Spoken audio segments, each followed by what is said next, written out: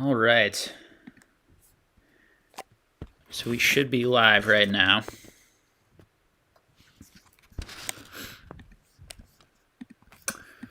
If you guys could just confirm that you all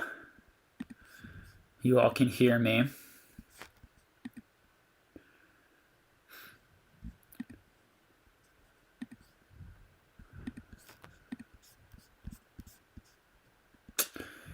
Hey Mason, how you doing today?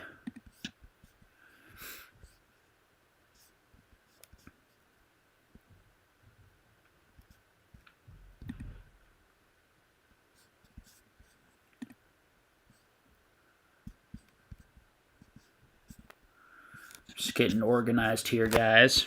Sounds good.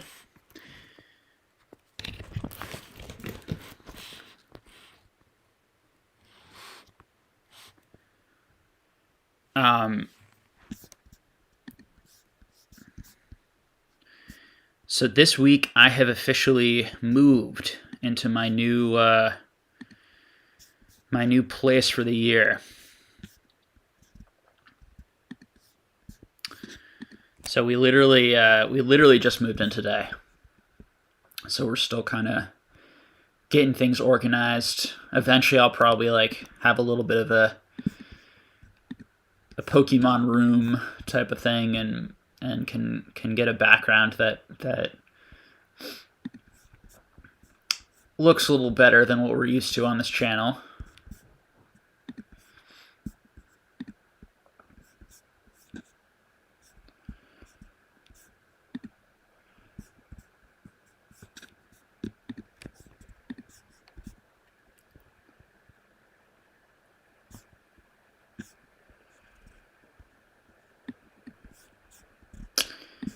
Yep, still doing the live, guys. I definitely want to try and keep it consistent. I know I really don't make as many videos anymore like I used to at sort of the start of the channel, so I want to at least try and make sure I do the lives in at least one collector type chat a week. And I enjoy doing it, so.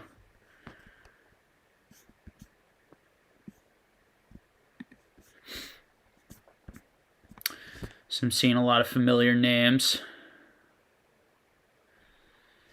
Glad you guys could be here. So why don't we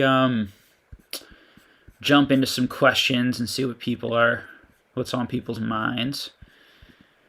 I'll start from the beginning, probably answer a few questions, and then maybe we'll find our way eventually to the bottom of the chat and kind of do a little bit of back and forth.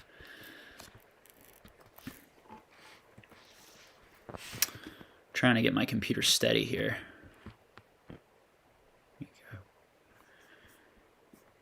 All right, so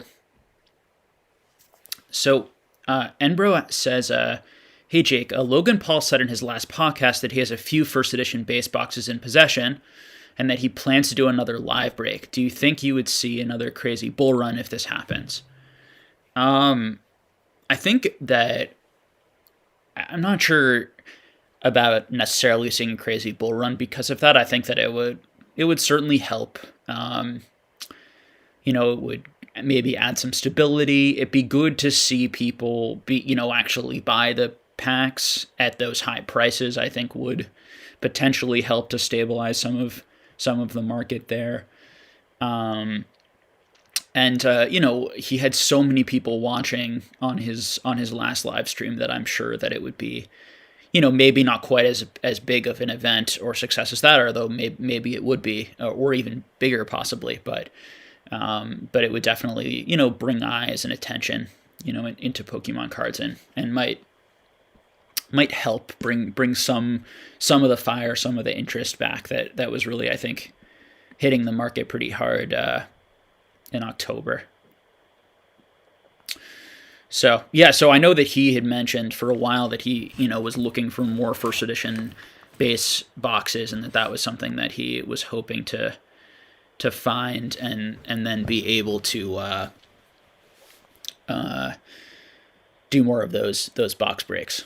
So I'm surprised he was able to find multiple ones. I know that They are pretty hard to find these days. So Parker Kish says, hey, just wanting to remind you of how the discussion ended yesterday on 2007 Japanese fan club plurals. I'm looking forward to hearing your thoughts on them, especially around the sealed copies. And he said, not yesterday, sorry, last week. So what specifically were you wanting to talk about with the fan club cards? Just like my general opinion on them. I've always been a big fan of fan club cards. I like particularly the Porygon and the Eevee were always my two favorite. In terms of like, if you're interested in like how many of those exist, and we don't really know. It's sort of a question of the pop reports. I think those pop reports are filled out-ish. I do see sealed and or just non-graded copies of those occasionally, although not too often.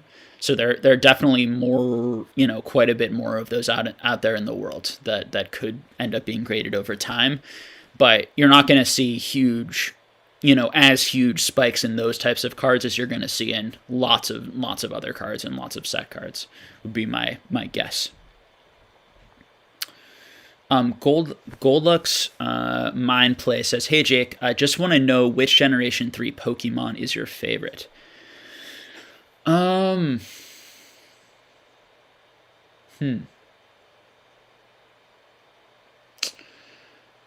don't know if I really, to be honest, have a favorite Gen 3 Pokemon. I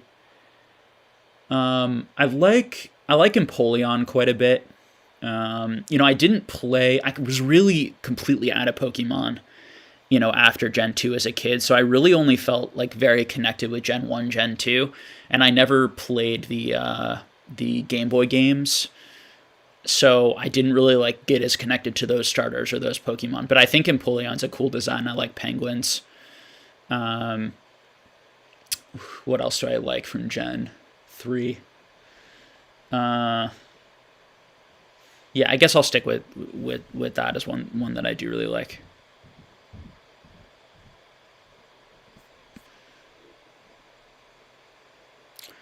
Oh, that's Gen 4. Yeah, sorry, sorry, my brain's a little tired today.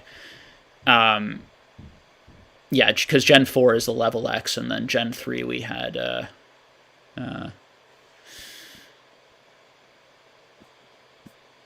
so I guess for Gen 3. So what were the Gen 3 sets, guys?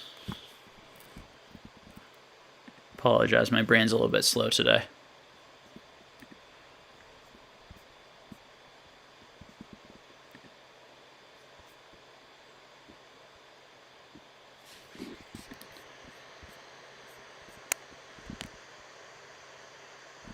Right, so I guess like Rayquaza, some of the Gold Stars era, Nintendo EX era.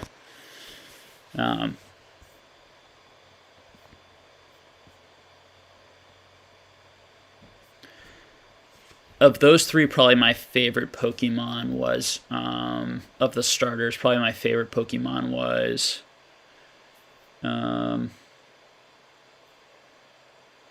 I've always kind of liked Torchic. I think that part of it was probably the Gold Star connection because that was like a very low pop card. So I was kind of chasing it and trying to find it. So I think it made me like that a bit more.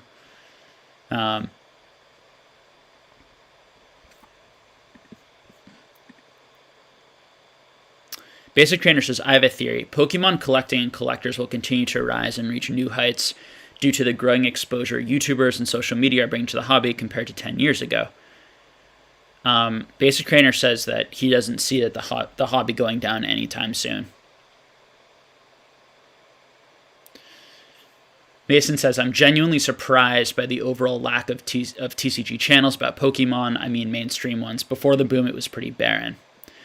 Yes, definitely before the boom, there was basically no channels. Part of why I started my channel is because I I really felt like there's a big need for someone who had experience in buying and selling cards and building a very big collection and was really studying the analytics of the market and getting to know the card values, very, very closely across all sets. I felt like there were like one or two channels, that covered it. Other hobbies have almost none, or only one. So I think that Pokemon wasn't doing too bad with just having two or three, but now we have a lot, which I think also goes to just the fact that Pokemon is by far sort of, this year has boomed the most, even though so many card collectibles have done well. Pokemon has been the standout, and so I think that's also been reflected on YouTube and people making content on it. So JC says, "Hey Jake, two questions. One, what do you think of SM Pratt's 360k Charizard purchase? Are these their own bubble now? Two, thoughts on Magi 2000 foil promos? They're super low pop and fairly cheap." Yeah, so I think that 360k Charizard. So there's a little bit of white edge wear on the back of that card on the bottom left. That I didn't see, that wasn't visible when I was looking at it just in the golden auctions. And so I would have had to sell quite a bit to feel comfortable affording like $360,000, but I considered buying that Charizard also because I thought that it looked like a potential black label even. It was so good looking by the pictures and very strong, good like chance at BGS 10 at least. So I think it's a good gamble. However, with that edge wear that I saw from that, I don't see that, having much of a chance to get a BGS 10. But grading is so subjective that I guess you never know at the end of the day. But would be much, much less interested. And to me, 350k, 360k for a PSA 10 Charizard first edition, I have no interest in paying that much for that card. I think that card's, for me personally, is very, very overvalued compared to like what else I could do in Pokemon for $360,000. Like I could do so much with that amount of money. If I wanted to make money, I could literally purchase like tons of product and try and like flip it and sell it at a margin and make so much more money than I would even if I just held that Charizard, even if that Charizard does go up. So things like that. And in terms of like owning that card, it's not one of my personal goals. I'm much more interested in some of the like high-end trophy cards when we talk about like that type of money.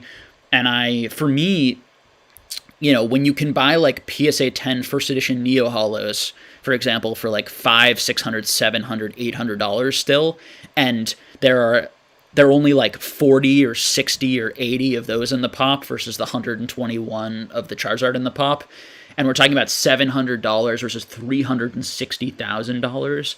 To me, there's so much more value personally to put my money elsewhere. I can complete so much instead of buying that Charizard. So, but everyone's going to have their own sort of goals, and some people just want one card or just want that card or just have something like that. I think for me, because I'm such a kind of broader Pokemon fan and I'm a fan of so many different sets and I have so many different collection goals, putting so much money in one card just feels like unappealing to me. But I do think that if that card hadn't had that little whitening damage in the back, that it could have been a major score, because you'd think that it'd probably BGS. I mean, I think that Gary said publicly that he would pay like 700,000, or has made it kind of, there's one that he doesn't own that's somewhere out there, and he's made like an offer of like 700,000-800,000 for that. So obviously you'd be doubling your money if Gary would be willing to buy at that price. And then your second question is thoughts on Magi 2000 foil promos. They are super low pop and fairly cheap. Which ones? So I know the 1999 ones. Let me just look up the 2000 ones just so I know that I'm getting the right card. I apologize in advance, guys. I'm on like 2 hours of sleep and have been literally changing jobs and and moved sort of long distance today. I've been unpacking all day, so I'm just going to be a little bit slower than usual. My brain's like very slow at the moment.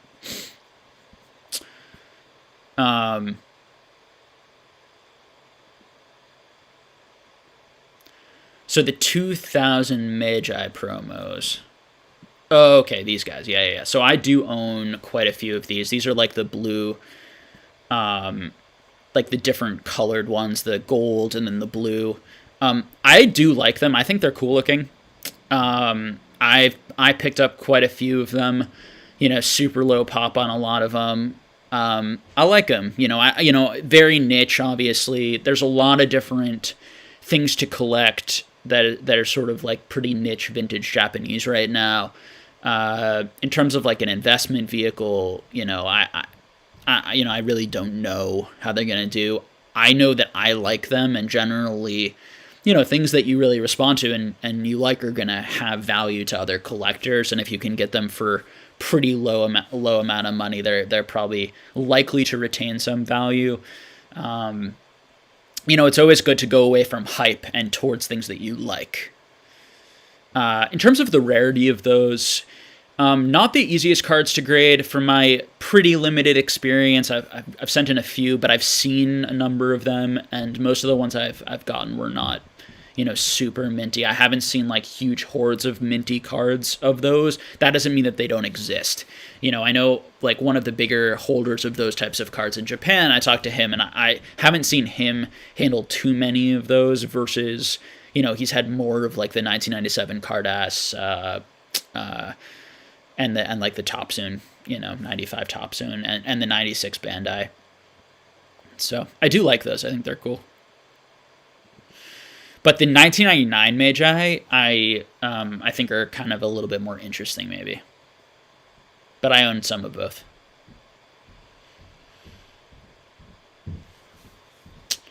All right.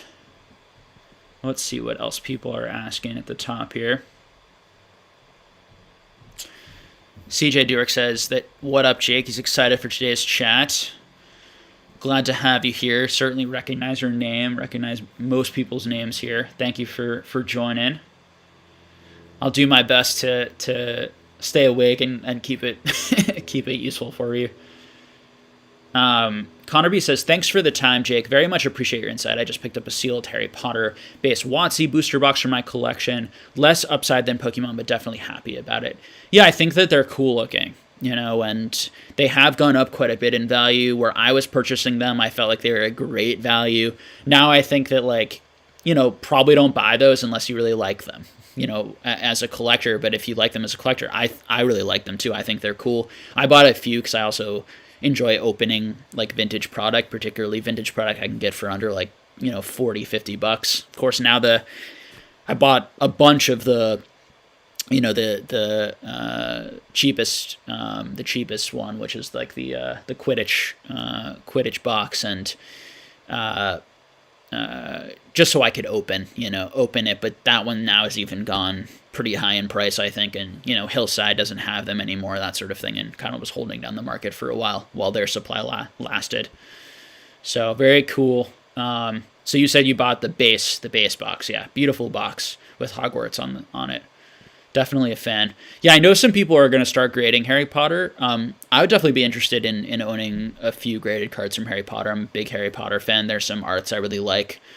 I'm not going to go like super heavy into it, but I would certainly be interested in like owning a few cards if they were, fairly inexpensive.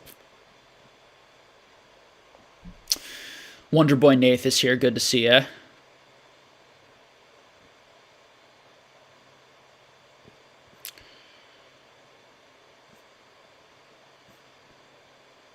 So JC says it was, so based on his Charizard question from earlier, he's saying, last time this year, the sudden increase in this card's price pulled up other card prices due to confidence in the hobby, but this card keeps increasing and others don't. So interestingly, JC, when you actually look at the math, the Charizard PSA 10 first edition did go up quite a bit, right? And did keep going up. But it wasn't necessarily the card. It definitely wasn't the card that pulled up the hobby, I would say. It actually took longer to go. So things like Gym Challenge and Jungle and Fossil and the Neos actually are the things that started to move the most. And first edition base was actually really lagging behind. But then when Logan Paul did the first edition booster box break, that's when everything unbelievably exploded for that card.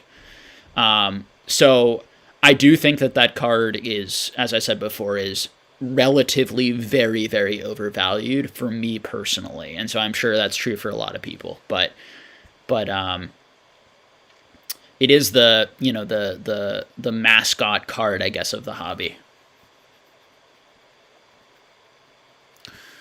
So we'll have to see what happens on it. I know a few people who sold it, and the last few sales, I knew the guys who sold it, and I'm pretty good friends with one of them, and we talked about their experience with it, their thoughts on it, that sort of thing.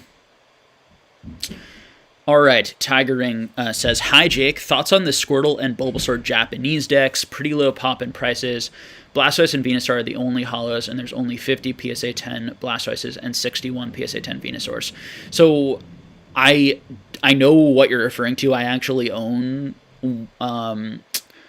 a couple cards somewhere. I'd have to. I was going through my stuff, and some of my like vintage Japanese stuff is like, I know I have cards, but like I can't find them because like I'm a little bit disorganized in my storage while I'm moving and putting different things in storage. But I know I have a couple of cards from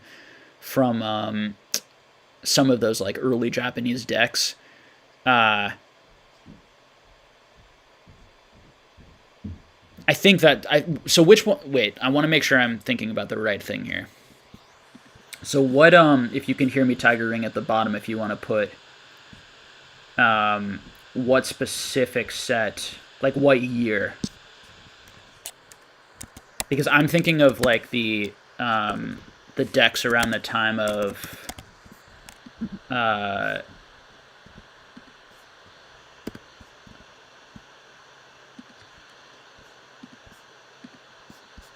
like vending series era. You might not be here anymore. All right, if I see you, then I'll comment more on it.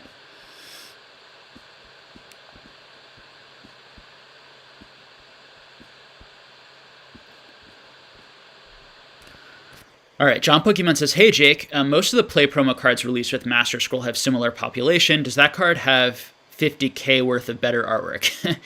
So I think my opinions on the Master Scroll, have definitely been stated. Just that yes, it's rarer than I compare that card to the EV, the fan club cards, to the play promo, chase cards, to the to Espeon, Umbreon, which are actually probably rarer cards and harder to find cards, and yet they were not going for as much. So some weird stuff going on there with the Master Scroll. I really think that card was hyped up a lot and doesn't make sense to me. I think that it got a really high price point, and so when people, that card was going for about the same price or lower than the Eevee and the Porygon, and now that card's going for many tens of thousands, and the Eevee and the Porygon are going for around like 6,000. So when price history of things, you can kind of see how things are built and what influencers affect which card and how those cards become popular. But I think a lot of people just kind of come into the hobby, to be honest, and they see a high price point for a card, and so they say that's a card that is really desirable and is deserving of that price point versus something else that may or may not be more deserving of a price point or equally deserving of a price point based on the intrinsic qualities of the card. I think the thing about the Master Scroll, which is very subjective, is how much do you love the art of that card. I think some people really love it. I think some people don't so much. I like it. I think it's sparkly and cool, and would be happy to own it. I would pay, to be completely honest with you, I'd pay like $1,000 for that card. So I'm never going to own one unless the Pokemon market tanks. And then if the Pokemon market tanks, I still won't buy one, because that $1,000 I would put into cards that are much cheaper. So for me, it's a pretty hard pass on that card for the price point. because of the history of it, it's not that old. It's not Pokemon, and it's not like the release is the same as those other releases. I think those cards are cooler, and the Master Scroll, yes, is rarer than probably those fan club cards. We can think because of the pop reports, but it's not an incredibly rare card. I'd be shocked if there weren't hundreds of those out there. Versus their trophies going for much less than that there are 50 of in the world, or only 100 of in the world, and that sort of thing. So just not really. I think people are, as I said, are buying that because they see a high price point, so then they assume it should be that. To be blunt. CJ Dewark says, just got done listening to Squeaks and Pokemon Raiders podcast, and they asked the question, is Pokemon too big to fail? What are your thoughts? Well, so is Pokemon too big to fail? So my immediate thought is that, for sure, no. And when the too big to fail concept, right, is the idea that the government wouldn't let the banks fail, basically, because if the banks fail, all of our businesses are going to fail and society is going to crumble and there's going to be runs on banks. So that's sort of where that phrase comes from, is that at the end of the day, the government will just print more money and bail out the banks, so that they're too big to fail. These companies are too big to fail because they'll take everything down around with it. Pokemon certainly doesn't have any of those qualities. So, no, Pokemon. Trying to answer it, and I haven't watched their podcast. I probably will, because I really enjoy listening to both of them. I think they're both great guys. Do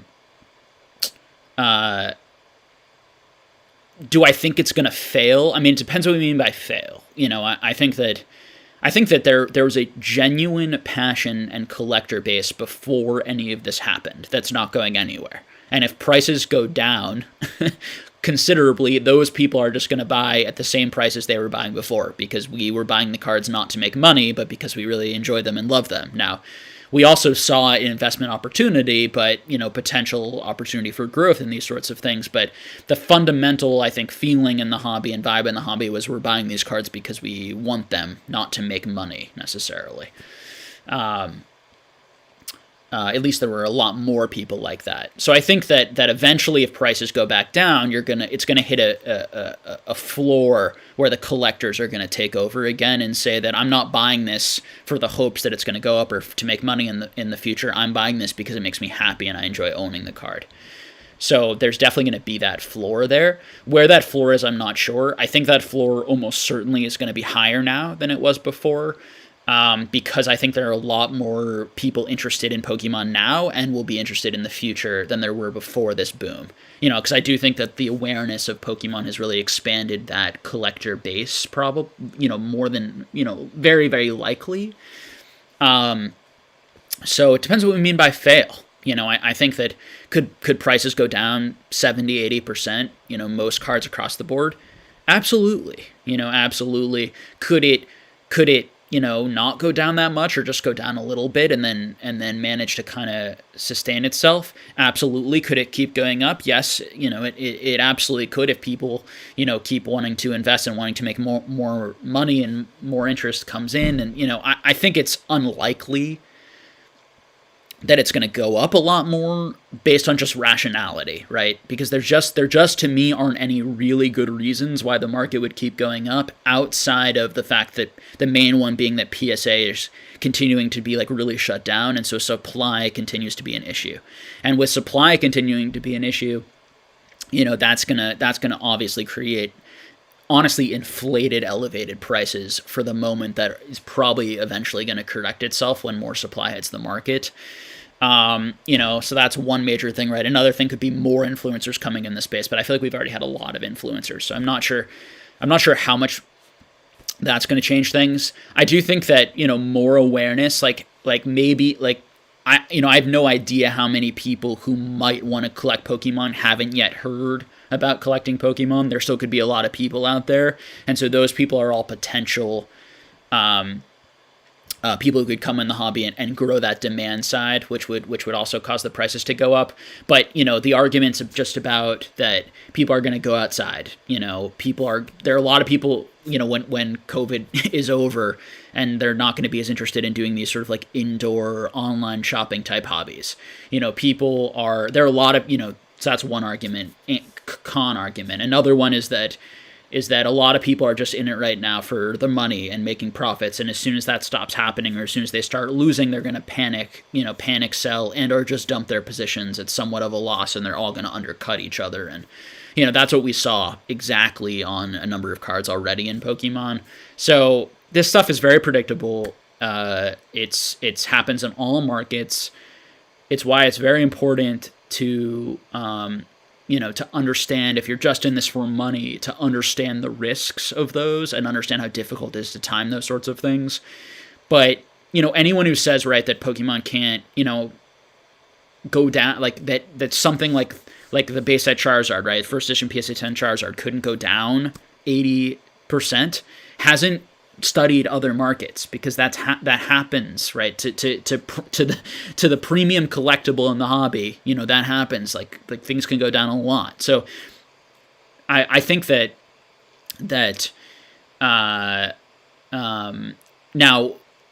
it can go down 80%, and then it could go back up 80% over the next 5 years, right? It could come and go. The interest can wax and wane. I think that those types of cards could very well be worth more in 10, 20 years than they are now. 100% absolutely. And so I think that part of it is it's constantly assessing risk. And right now there's a lot of unknowns. There's a lot of risk. There's likely a lot of inflation in these prices right now for various reasons that are artificial, because we have an artificial world right now, because this is not how we normally live life. And after COVID, more of us are going to go outside and go back to our other hobbies. We have artificially low supply right now. There's a ton of supply out there. It's just not getting out of PSA. It's all at PSA. Now there's not a ton of PSA 10 first edition, Charizards and these sorts of things out there. So you have to be careful about that. But I do think that if the rest of cards go down and the rest of the market goes down, it may have a negative effect on some of those bigger cards. It may just have a lot of people, leave the hobby in general. It may not. Those high-end cards may sustain themselves because they just aren't enough of them, and because the people who own them are very wealthy and can hold them and just won't want to sell for lower amounts and won't want to undercut each other. All of that's possible, but definitely not a definite. I mean, there are $1 million items in collectibles that went down 50, 60, 70%, right? There are $1 million pieces of art, right, that do that. There are artists that really come, get really popular. There are artists selling for millions, then it, goes down into hundreds of thousands. So this idea that can't happen isn't based, frankly, in the real world. To put it bluntly. Now, the idea that people think that it won't happen, or that it's very unlikely to happen because they know the people who own the Charizards and they know how strong those hands are, they really believe that they won't sell, and they believe they really know what they're doing and that they're going to hold that specific card up or specific parts of the market up. That's a very reasonable, rational argument. But we'll have to see. So hopefully all of that is helpful, CJ Dwork. That's the $1 million question. Jose Bernarda says, "Hey Jake, what do you think about ethics in the Pokemon market right now? I see a lot of people misleading the condition of raw cards, a lot of scams, and still so much overpricing. Thank you." Yeah, I'm sure. I'm sure that a lot of that stuff's going on. When there's more money to be made, there are more scams. Because now there's more of an incentive to scam, because you can make more money on. So in any market, when prices go up huge, when there's a lot of money to be made, you're going to see an increase in scam. It has nothing to do with Pokemon specifically, just to do with money and greed. So, when bubbles happen and or hype happens or periods of intense growth happen, there's almost always increases in scams and fraud. It's one of the signs of a bubble and or just a really intense kind of bull period or growth period. George Bond says, "Oh my God, what's the painting behind you?" So this is a great painter named Rez Williams. He's a Martha's Vineyard painter.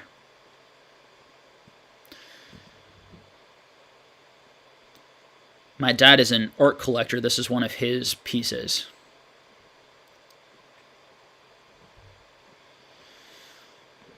Don Mordell says, "Hell yeah, first time watching you live. Good, glad you could join us today. Hope you're getting some good information." Blazer Hop says, "Pokemon is tanking. Someone help! I just lost over 40K in my investments." I hope that isn't true, but people are losing a lot of money depending on the cards that they own or the cards that they bought. There are certainly a lot of cards that are taking huge dips. Like the Evolutions Charizard has gotten absolutely destroyed, although interestingly, the Evolutions Booster Box has gone up this week. So talk about just crazy irrationality and people not knowing what they're doing, to be very blunt, and just buying off of price memory and price point and not thinking at all. When the chase cards from a booster box go down 80% in value, because when we're talking about like the PSA 9 I was looking at this week for, which is what you're likely going to pull, right? Is you're not going to pull a PSA 10, you're going to pull a PSA 9, hopefully. When that goes down 80% and you're paying more for the booster box that was in, that just shows you, one of two things. Either people are just buying it because they are sealed collectors and they want that for their collection, and that I'm totally in support of. 100%. Like, if that's your rationality and logic, I just think that that's not the only thing that's going on. I think that people are also just buying everything at random. They're just going online, typing in, what are other people buying? This one's being bought and sold a lot. This person hyped this one up. I should probably buy it too. And they just go online. They checked, last sold, and they buy it. They don't look up the card values of the cards inside. They don't, they don't track the analytics. I mean, it's amazing how few people seem to track the analytics of these cards and just have a general sense of like price movement. That's the type of stuff that really causes big opportunity for people who are looking at the analytics and do understand those relationships, but tend to cause people to lose a lot of money in the long run. But we'll see. We'll see. It'll be interesting. A lot of highs. Nice to see you all here. See a lot of familiar names. Connor B says, "Jake, what is your take on the Southern Island set, specifically the Japanese set? I was thinking of trying to put together a raw set to grade for the long term." So, beautiful cards. There are quite a few of them. It's not too difficult to find sealed Japanese. I see them around quite a bit, so definitely like an obtainable, fun goal, and thing to do. I don't think there's like huge investment potential, but I think that it's a great set. People love them, and you can still get them sealed. Amjad al-Baghdadi says, "Do you think the value of modern Pokemon sets will increase the same as original sets in 15 to 20 years' time?" So no, I do not. I think the most common misunderstanding that I think people have of modern is that they say, this is something I hear people say, they say, well, it took WotC 20 years to get expensive, so it'll take this 20 years to get expensive, and in 20 years we'll see the exact same growth in modern that we saw in vintage. And all you have to do is study other markets, other collectible markets like comic books and sports, to see that that's 100% not what happens. Okay? Like the early first edition, first appearance, whatever it is in any collectible, is what has and retains amazing value over time. Now, sports is kind of interesting right now in modern because they're creating these like incredibly rare one-of-one cards that never existed right in the past. So I don't know what's going to happen on the value of those. But if we look at the junk wax era of sports cards where they were just printing tons and tons of sport cards and nothing was very rare, which is what Pokemon is right now. Nothing's particularly rare. There are hundreds of thousands of all these cards, even the rarest set cards, modern set cards. And so, so there's tons and tons of this product. So very likely it's going to follow the same pattern as that.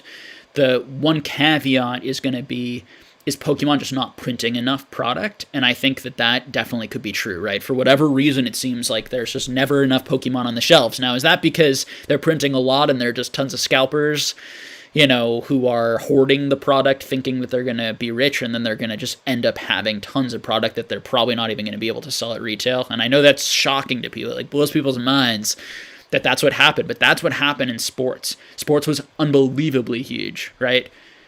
There are tons of sports cards companies printing these sorts of things, and then there's just way too much product. People were keeping it sealed, thinking that they were going to make a ton of money in 10 to 20 years, and then there were too many people who tried to do that, and it became less popular. Now, if Pokemon retains its popularity and or grows in popularity over time, and Pokemon isn't printing enough of it, you are going to see growth in those sets, but you're not going to see the same type of intense connection to those sets that the early WotC sets have, because they're the first ever. So my prediction, and if we look at other collectibles, every kid today, every kid in 20 years, every kid in 40 years is going to want the high-end collector is going to want Wizards of the Coast, is going to want the original first appearance of Charizard.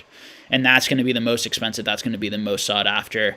And they're just going to print more and more Charizards and more crazy colored Charizards, but they're never going to be able to print another, original.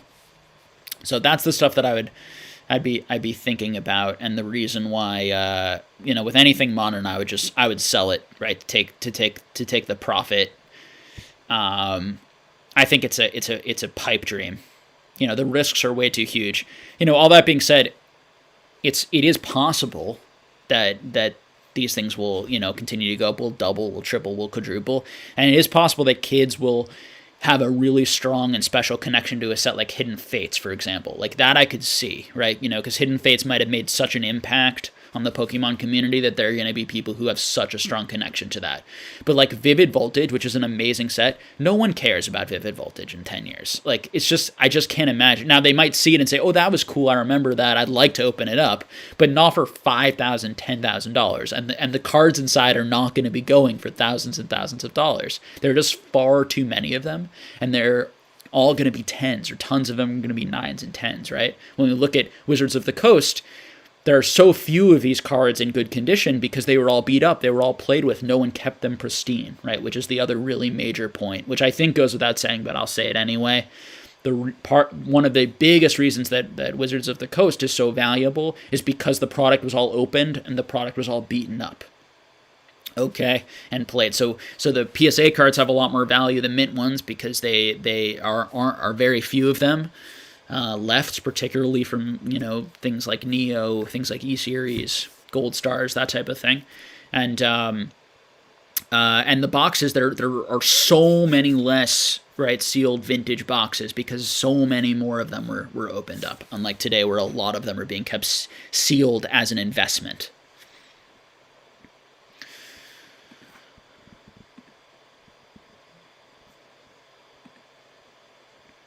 So we're going to do, probably another 15 minutes of questions, and then I'm going to jump to the bottom of the chat. So I'll try and get a few more here. Okay.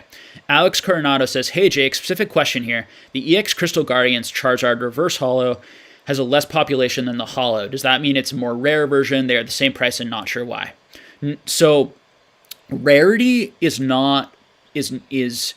when we think about rarity or how many of this card is in the world, we can't just go off of pop report, because although it is technically rarer in the sense that less of those are in the pop right now as an item, if we want to think of that item as only if it's PSA graded 10, is it a PSA 10? But there may be a lot more gem mint type candidates in the world. So often what happens with pop reports is that there are certain cards that have very low pop reports because there was never any value in grading that card.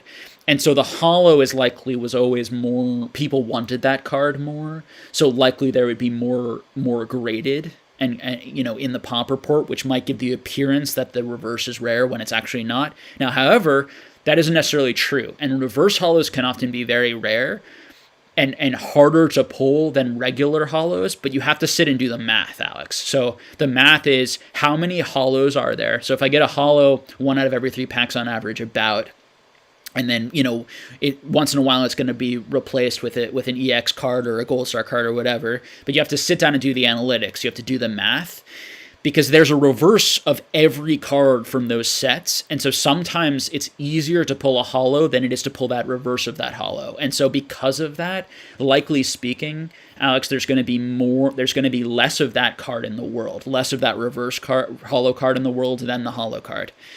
But it's going to depend on the set, and it's going to depend on all the pull rates. And that's the analytics that you have to look at.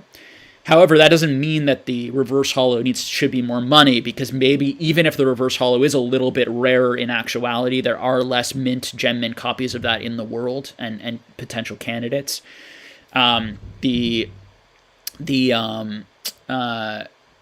It may not be as desirable as the regular holo. Although it's an interesting, I think, back and forth on those. I think that a lot of people prefer some people I know that prefer the regular holos because they just kind of go together. Like people just have always collected just the regular holos and are looking to complete like regular holo sets. But then there are a lot of people who prefer the reverse holos because they really like the name of the sets on the card that they printed. And so, at the end of the day, it's going to be demand mostly. I think that's going to drive which one's going to be more expensive and which one people want, that sort of thing. So that's all the stuff to think about. We don't really know how rare anything is. If we think about it, the potential rarity, we know how rare a card is in terms of PSA 10 because we can look up the PSA 10 pop. We know that there are only 44, let's say, in the world. That's the rarity. There are 44 in the world, but there may be a lot more out there that could get that. Okay. So most of this is it's a combination of doing the analytics, doing the math, and then having making sort of educated guesses based on your experience in the hobby and what you've seen out there to figure out how much of this exists and how much is going to exist. And really, when you what I do is I track the rate at which cards are increasing in the pop reports, which I think is probably the most underrated stat. How many are being graded a week? How many are being graded a month? That's going to give you a really good indicator of how many more are likely to be graded in the future. So when you look at something like an Evolutions Charizard, or cards from Hidden Fates where there's such a huge growth rate in terms of more and more of those cards graded, extrapolating that out, you're gonna more likely gonna have a lot more of those cards graded in the future than you are gonna have cards that have a much slower growth rate in terms of the amount that are being graded,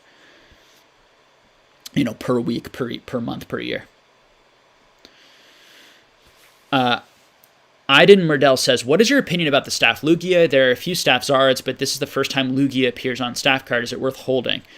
I think they're really beautiful cards. I think that those new Staff cards are really cool looking. I think that there's better places to put your money. There's more historic places for me to put that kind of money in. I think your point about it being that it's the first Lugia on a Staff card is interesting. I'd have to think about that if that's really true. But Lugia is a great Pokemon. I think that Pokemon is going to be on the rise potentially if we want to think about individual Pokemon as stocks and break it down that way. I think that Lugia is probably underappreciated. But it's starting to get a lot more appreciated and has gotten a lot more attention after that big PSA 10 first edition sale. So, but I think there are certain Lugia cards that are quite a bit underappreciated versus the Charizard in that set or a similar Charizard type of thing. Wonderboy Nath says, there's so many Pokemon though that are so in my opinion, are so underrated. And I think over time you might see gaps close between the value of some of these cards. And I think a lot of people share that sentiment that, that Charizard isn't their favorite Pokemon, or to them it's not worth 100 times more, and so I think a lot of people are buying Charizards to kind of show off to their friends and not because they really value it that much higher or want it that much more. And that has definite power to it, but it has its limits. It has it just want the money and wanting to show off that you have that expensive card and that chase has its limits in terms of how sustainable that price is going to be over time, versus genuine collector interest. Wonder Boy, which is a lot more stable and a lot less hype driven. Wonder Boy Nath says, Jake, if you had to live on a desert island with your good lady and could only take one Pokemon card with you, which one would you pick? My Shadowless Zapdos card. It was the card that my first ever holo pull that I pulled from an arcade when I was a kid at one of my friend's birthday parties. And I didn't know it was Shadowless at the time. Jonathan Wyatt, what are your thoughts on Japanese PSA cards like Slowpoke, Playmat with less than 50 population, but nobody buys them or knows about them outside of a few investors? Seems like a huge hurdle. Yeah, there are a lot of like very niche Japanese cards that I like. I really like the some of the ones I'll throw out here. I like the Junior Rally cards. People don't talk about the Junior Rally cards. Unbelievably amazing art, really cool cards, underrated in my opinion. What else? I like the 7-Eleven card, like vintage Japanese promo cards. I think they're really cool. What else? Like there were different interesting promos from that time period. And I think just going on to like E4 or PokemonPrice.com, excuse me, and looking at, you can look at pictures of a lot of these cards and just seeing which ones you really like which ones really stand out to you. You can have a lot of fun and build a really cool collection that you really love for a fairly reasonable price for some of these things that you may end up enjoying more and appreciating more than going after like the cards that everyone's going after and that everyone says should be valuable. So, my advice is to look at these cards and see if you respond to them or if you like them like I like them, that sort of thing. So for example, for something like that would be, my response to that is like, but to your other point here, yes, it's absolutely a huge hurdle in terms of like wanting, if you're invested in that card or in similar types of niche cards, certainly one of the hurdles is how do you hype them up basically and spread awareness and information around them. And there are a lot of cards and there are a lot of, non-Pokemon cards and other sorts of things too that would be a lot more expensive if more people knew about them because they're very appealing. And if people saw these things and experienced these things, they would want them.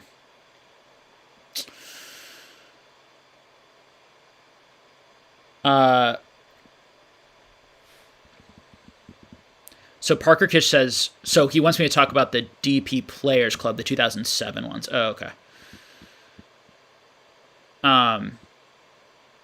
So I believe you're talking about like the Umbreon, Espeon, the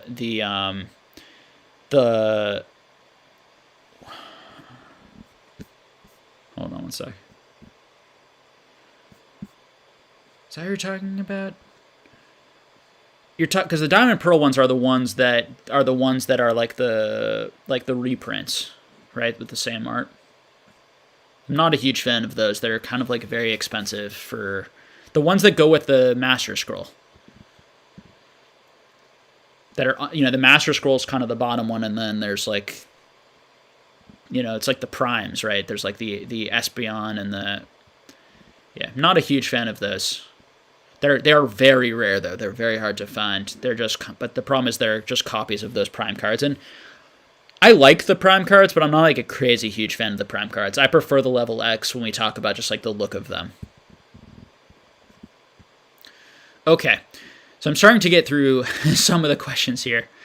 I know I'm very slow with them. All right, so Connor B says, Jake, what are your thoughts on the Japanese Versus set? I do not know a ton about it thus far. I need to do more personal research myself. Big fan of Japanese Versus set. One of the first sets I went after when I was looking at sort of vintage Japanese stuff. The art is just amazing. There's so many non-holo common cards, including the Charizard, which is a non-holo common card. But like the Houndoom, what else? There's so many cool, like Flareon, like there's the Jolteon's pretty cool. I like one of the Espeon ones I really like. I think it's Karen's Espeon. Like there's so many amazing arts that aren't even hollow from the Versa series that I think it's a great set to collect. And you can collect them like a binder set, probably for still like reasonably inexpensive, and it's amazing looking. So I think for collectors, it's a great option and opportunity. VVV says, do you think there's still a lot of potential of growth in the Japanese gold stars? For example, the Gyarados. So the Gyarados, yeah, I mean the Gyarados, definitely cool. One of my favorite Pokemon. I don't know. I genuinely don't know. I think that gold stars are pretty well priced right now. The thing I like about gold stars generally is I don't see them collapsing as much as I would worry about like first edition base going down because of just the amount of them and the amount of 9s and 8s and 7s and 6s and 5s and 4s and just the price point, because the price point on some of those are they're not nearly as rare, and there are a lot more of them. And same thing, of course, even more so with jungle and fossil and things like that. Now jungle fossil base are unbelievably popular and historic and amazing. So there are things that are clearly better. Not only are those the first sets and the first appearances of the first generation Pokemon, but when we're just thinking about like the fear, right, of a lot of people owning something and then them undercutting and each other and selling quickly and panicking, it's less likely to happen on things like gold stars, particularly PSA 10s, because there just aren't as many of them.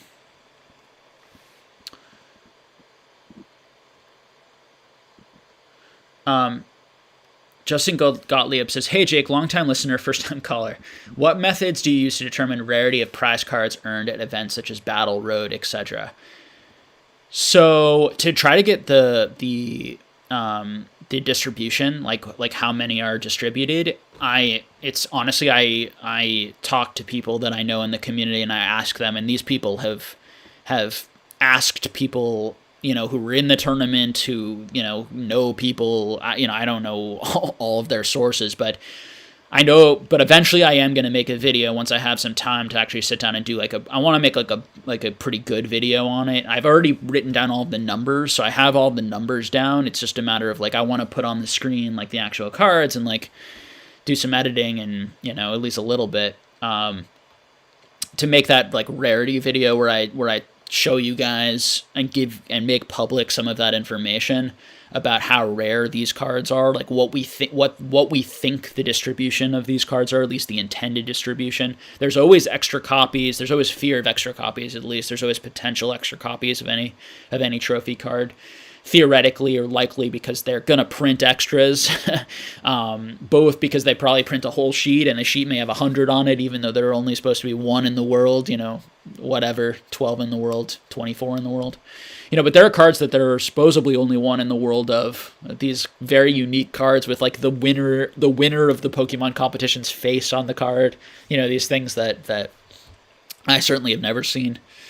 So we'll be going more into that, but there really isn't a way, Justin, other than asking experienced people specific questions about do you know the pop on that card, and they may or may not share with you, or the intended distribution. Obviously, the way that you can get a sense of how many things are out there is by being very engaged in the market, by studying the pop report, by seeing how many are graded, how many have been graded over time, and estimating. If there are only 1 or 2 graded of the card you're looking for, and that card is already selling for $5,000, $10,000, there's very likely very few of those in the world. Jordan says, will XY sets be... Oh, will they be sought after? Will XY sets be sought after? I don't think so. I think that XY sets are overrated, to be completely blunt and honest. I think that's not I think that generation, there is a lot printed of a number of those sets and enough printed, and I don't think that those sets have anything very specific that make them stand out to me. Flash Fire is kind of interesting because it did have that first kind of full art Charizard, and I think that card is a beautiful card. But overall, I'm just not a fan of the XY sets. I don't think that they have an amazing identity outside of those full arts, which I do think are cool. I just don't think that they're nearly as cool as the I like the Call of Legends, like those types of boxes are just so much more fun. Like trying to pull the shiny cards from that. Like it's just more fun, more exciting, and I think that there's just quite a bit of XY product, and just nobody liked those sets. So I don't think anyone's gonna have like particular nostalgia or connection to like Furious Fists. These like random sets of like people you couldn't even sell for like people were trying to get rid of those boxes. So, but Flashfire obviously was always popular and selling well, and so there's some interest in that. Brockstock says, "Are you a fan of the Diamond and Pearl era Pokemon TCG series?" I am. I'm definitely a fan of those cards. I own a bunch of them. Max So Mad says, "Hey Jacob, what is your current strategy at the moment with grading? I have a big purchase with many minty Japanese cards, Fossil and Gym. I'm thinking to grade the freshest myself and to sell the near mint."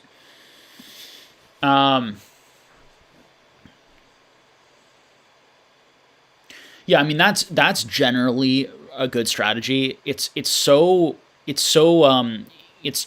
difficult to kind of give an overarching answer to something like that, because it's really going to have to do, like, if I was talking to you individually, and you showed me the specific cards, like I'd be able to say, well, here's the math of why I would send this one in, what I'd be looking for. If I could get this on the open market, I wouldn't send it in. Everything is math. It's all sitting there doing the numbers, right? Thinking about what your expected value right now if you were to sell it into the market versus what grade you're expecting to get, how much of a premium you're going to get, what you could do with that money in the interim somewhere else.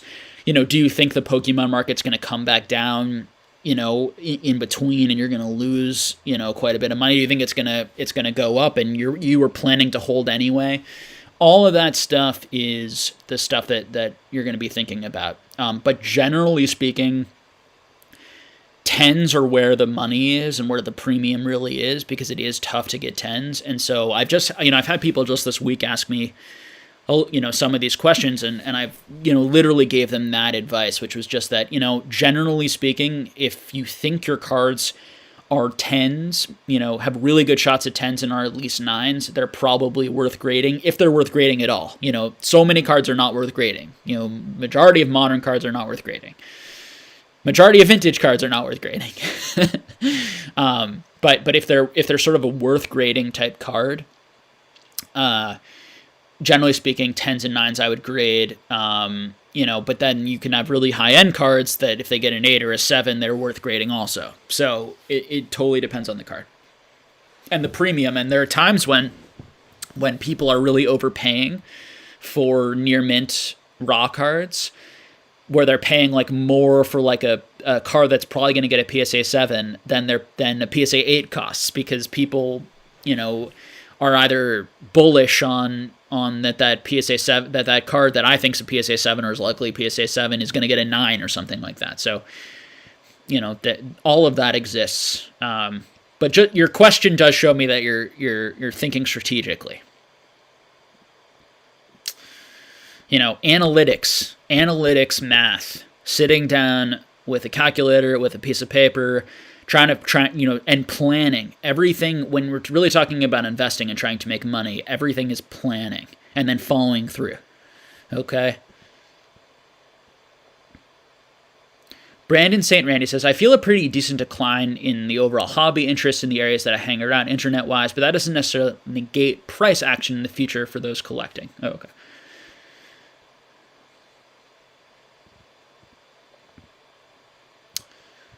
Yeah, and then Randy says that it only feels declined from the absolute mania of a few months ago. Yeah, I think that the interest is going to wax and wane. Interest is going to wax and wane in the hobby.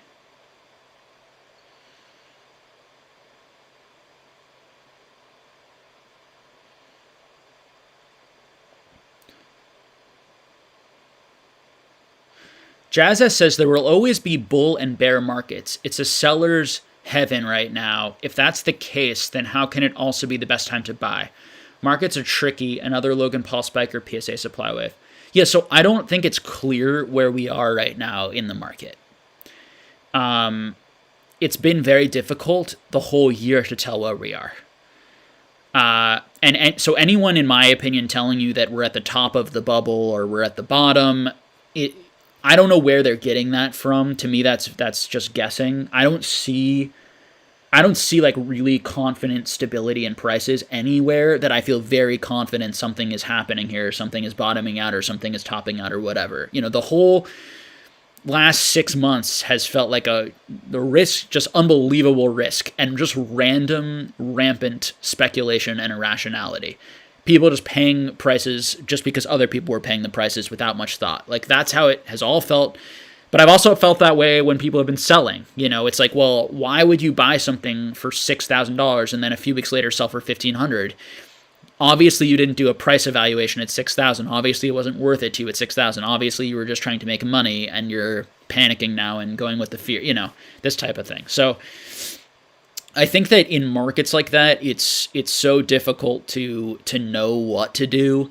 For me, I just don't do any. I just go elsewhere and then wait for it to like stabilize and calm down, generally speaking, outside of a few things that I feel are underappreciated, undervalued. People aren't looking at some trophy cards, some Neo cards that I've, been looking at, some, what else? Some like specific niche vintage Japanese, but my main focus has been on Dragon Ball Z, and that's where I feel like the value is right now for me personally as a collector.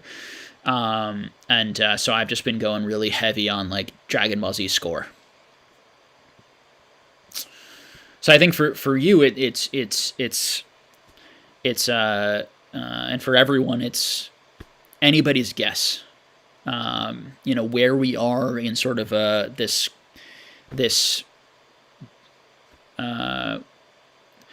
5 stages of a bubble, right? My 5 stages of a bubble video, where we are in that, are we on the come down? Are we in a trap right now? Are we in a bull trap right now? Are we in a bear trap? Are we going to hit another huge bubble and huge wave over the next year, and then another even bigger one the next year? Like, anything is possible. I mean, collectible markets can stay hot for many years. So this could be a small little blip and down period followed by a big surge and up period. I'm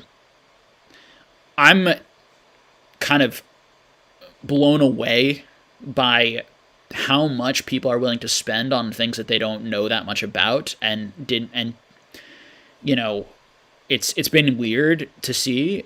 But it's the same thing that happened in Bitcoin. It's the same thing that I see in the stock market. People just throwing money into something like Tesla, just because it's going up, and don't even know like the price evaluations, and that you're paying like a huge percentage based on like what they're actually making for perceived future, all these sorts of things. And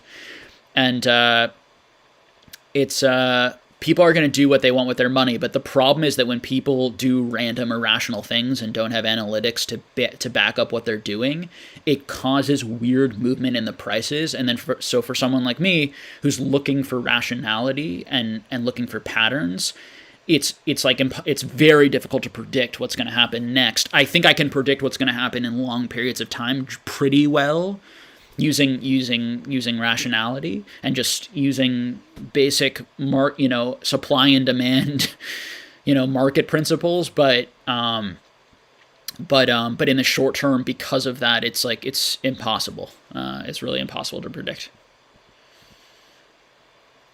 Ari posted, says, we need a Pokemon government with you at the lead. Everything is scrambled.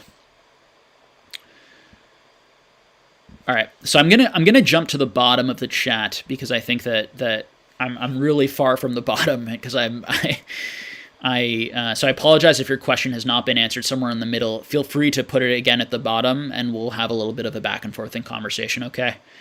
See some familiar faces here. Hey, Top 10 Pokemon is here. Big fan of Top 10 Pokemon, by the way, guys. You should check out his channel. I love what he does. He tends to be more bullish than me, I think, on certain things, but just in terms of like his obvious passion and love for Pokemon and the quality of your videos in terms of just the amount of editing and the work you do. I love your market. I don't know if you're here right now, but I love your market recap videos. Your weekly pulling out some interesting I think that those are phenomenal and really helpful and interesting and a great way to look at the market.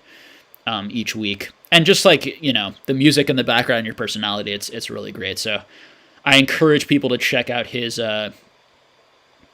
YouTube channel. Okay, I'm going to head to the bottom here. See some other familiar faces. Pat Flynn here. Good to see you, Pat. Pat, you're everywhere, man. You're everywhere in the Pokemon world. Okay. I'm going to pick up a few questions here at the bottom.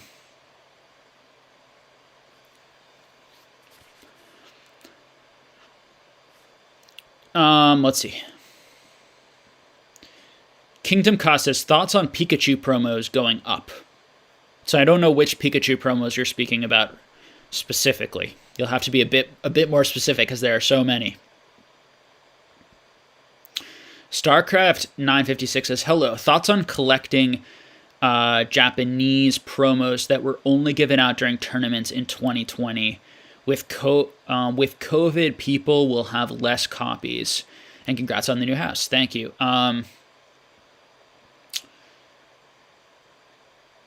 Yeah, I don't know the answer to that, StarCraft. I'm not sure. I'm not sure exactly what that's going to look like. Obviously, like Worlds, which is what I'm most interested in, is collecting the Worlds promos. We didn't have Worlds this year, so unfortunately, I'm going to miss out on those. As far as like other tournaments and other things that happened, I don't know. I'm actually not even aware. So that's an example of where if you have like inside knowledge and you know how like if those were happening and where they were happening and how to track down those cards, definite, potential there.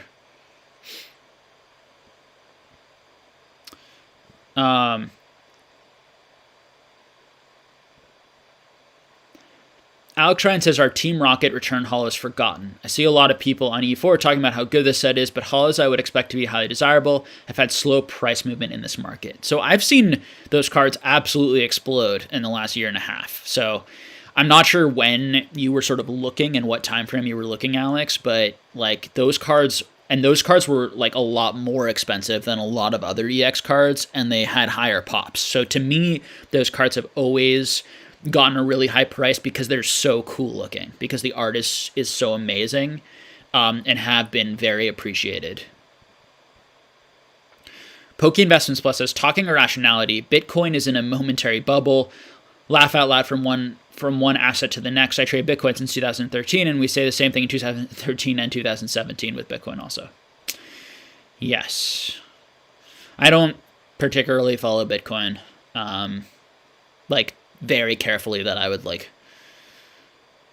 have too much of a comment on it. I obviously Bitcoin has quite a up and down history. Illuminati says it's like CNN for Pokemon. Doing my best. Steelomax says, Jake, do you think you could get Collectibles Guru on the channel for an hour interview? That'd be interesting. Is that something you guys would like to see?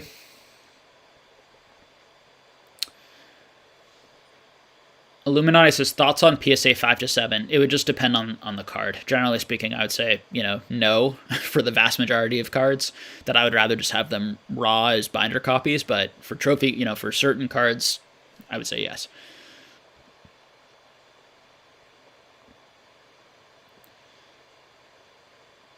Radazor says, if being first has so much impact, wouldn't Japanese sets take the cake since they were 3 years earlier? How much of a premium should language have versus age, given both English and Japanese are collectible? Yeah, I think that's definitely a question I think about too, Radazor, and there isn't a specific answer to it. And it really goes to 2 of those value principles I talked about, right? One being language, the other one being age.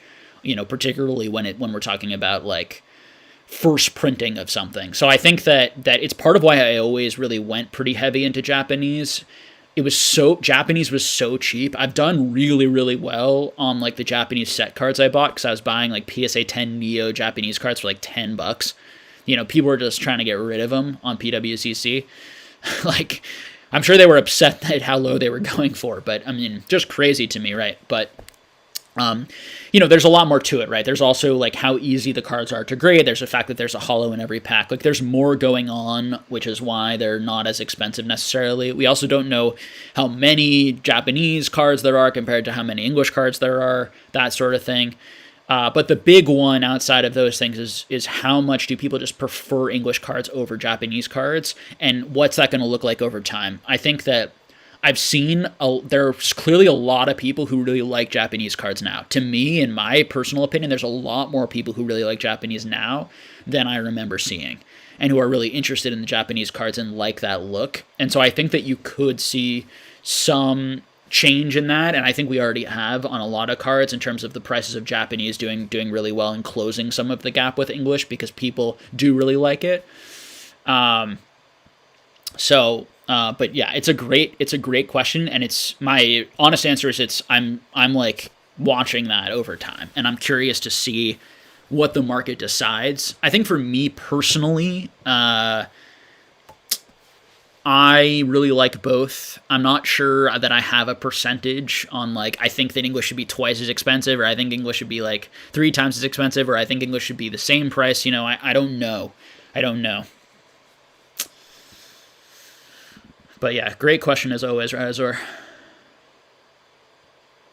Connor B says, Jake, have you done any analysis on the prices of sealed Japanese boosters? I think based on my analysis, there's some undervaluation compared to what you can pull. I am not. So that is one way that I do not make money, is opening packs and then grading and selling the cards in the packs. I think that's a very risky thing. For the one part, you're gambling that you're gonna get bad hollows, you're gonna get terrible things. But even if the analytics do happen to be in your favor, which I think is pretty rare, for example, I had one of my friends, Gotta Catch 'Em All, who came on the channel, was talking about how he was opening Jungle First Edition packs because the First Edition commons and uncommons became so insane. So he wasn't making money off of the potential hollow hit. He was intentionally buying light packs to open them for the commons and uncommons to try and get those Eevees and Pikachus and Jigglypuffs and Cubones and all that sort of stuff. So that's an example of where there's a ton of irrationality here, right? You should have to pay theoretically for the gambling fun and premium of opening a pack and the experience of opening a pack. So the pack should be your expected value should be less than the pack, or something is off there. So if you find examples of that, I would say you can go for it, you can risk it. The problem is going to be the window that's going to exist, right? So what's going to happen here, Connor? So if you buy a bunch of Japanese packs, right, and you open them, and then you grade the cards thinking that you're going to be able to make a profit on that, what if instead of the price is correcting, like the price is probably going to correct over time, right? So if the box price corrects, then you're in good shape, right? And by that I mean if the box price goes up, or people realize that the cards inside are worth more, so the price of the product goes up, then you're in really good shape. But what happens if the reverse happens? What happens if the card prices go down, and then you're stuck with those cards? That's the type of stuff. So there's risk in that, and particularly when PSA is really slow, and it's just much harder to make money that way. Honestly, making money in Pokemon right now is harder because I have always said that the best way to make money was to buy lots and grade the cards in the lots and then flip those lots. And right now, it's so hard because of bulk. These bulk submissions are probably a year now in PSA, and that's just far too long to have your money tied up for that type of thing. Horan Erickson says, favorite pack to open at the moment.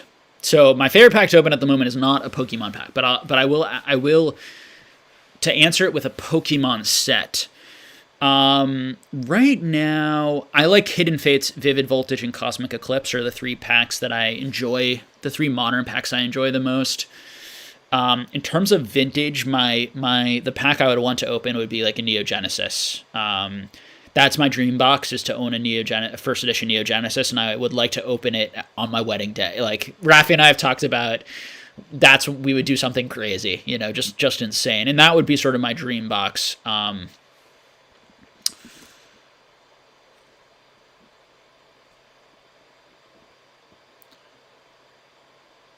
Let's see what else we got. Cool Trainer Tony says, I think the sealed is definitely overrated for XY, but the singles really haven't moved too much outside of a few Pokemon like Lugia, etc. Chase full arts are like $10 to $20, while boxes are hundreds. Yeah, I mean, there might be some potential there. I'm just not sure what the interest in those cards long term is going to be. But yeah, I mean, there probably, because there wasn't that much grading going on there, there are probably cards that have like pretty low pop, like full arts that have really cool art that, you know, if you graded could and probably should be worth $50-$60. But for example, like I saw this week that there were auctions for like regular non-full art, like EX Dragonite, for example, going for like $100 in PSA 10 from Evolutions. I mean, there are like, if I could get $100 per card of that, like I have so many of that card. People have so much of that. Now, it's probably one person making a mistake, but it's like that's the type of stuff that is crazy, and that doesn't make sense, and that's the type of thing that I wouldn't count on. That type of, like, people being willing to pay that much for those cards forever. And that if the prices really get that high on those, you're going to see a lot of people cracking open their binders, pulling out their cards, grading their cards, and then selling them. But there is a pretty big window where that's going to effectively happen because PSA is so backed up. And so that's another reason why, you know, and as I was talking earlier, one of the biggest reasons why the Pokemon market and why the modern market may sustain itself for another year, because PSA is so backed up that there's gonna be an illusion that there isn't enough supply for a while of these PSA cards potentially.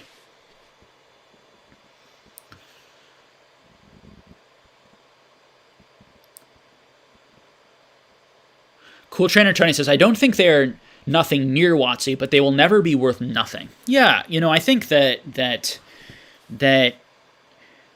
most likely, if I had to guess, and it's pure speculation, right? The real answer is none of us know who's going to be interested in Pokemon in 10 to 20 years. Nobody knows. That's a long time in the future. We don't know if kids are going to be interested. We don't know if we're going to be interested. It's a long time. So, you know, I think that realistically, my guess would be that I wouldn't be surprised if those boxes were going for $200, and that would be if you bought them at retail, that's like a doubling your price. But that's probably what a lot of them are going for now, or going for quite a bit over that now. $200 is a lot of money. Now, would you rather buy that XY box from 2016, or would you rather buy like the new interesting kind of shiny Pokemon or whatever they're doing then for $80 or whatever it is? And a lot of people, they might say, well, I'd rather, even for $500, buy the XY box because it feels vintage to me and I want that experience. I can imagine that. But I also can imagine people just being like, there's still a ton of that. There are a ton of people trying to sell that. And it just never, enough of it was never opened because there was never enough interest in the cards. And I think going back to your other point, Cool Trainer Tony, also, is that because the cards are not very expensive inside, it doesn't give a lot of incentive to open the boxes, which doesn't reduce the supply of the boxes, which is very key for those boxes to ever really be worth a lot. But I do also think it's possible that a lot of these boxes, maybe not so much X and Y, because I don't think there were as many printed, but like some of these sets in like Sun and Moon, and particularly, you know, some of these like maybe lesser sets, you know, from this generation into like the later half of Sword and Shield generation, could be not worth what it is in retail. And that's what happened. That's what's happened in Pokemon. You know, that's what it was like a year ago in Pokemon. So it could return to that in a few years. So it's just something to keep in mind. So Lau says, you'd have to sit with that guy for an hour. Don't think you'd enjoy that. Plus, what do you even talk about? We know what he is. And that in response to me potentially talking to Collectibles Guru, which was a question someone asked. Burn Dose Cover says, please no exposure for him. Okay.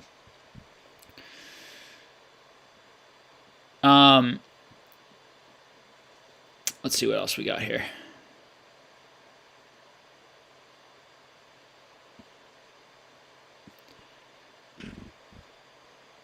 Yeah, some people saying don't give him that attention.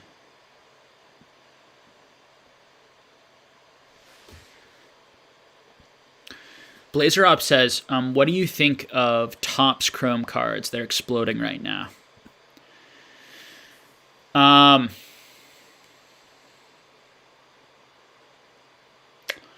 So I haven't been following it too closely. I own a few. Topps Chrome, I've always had mixed feelings about.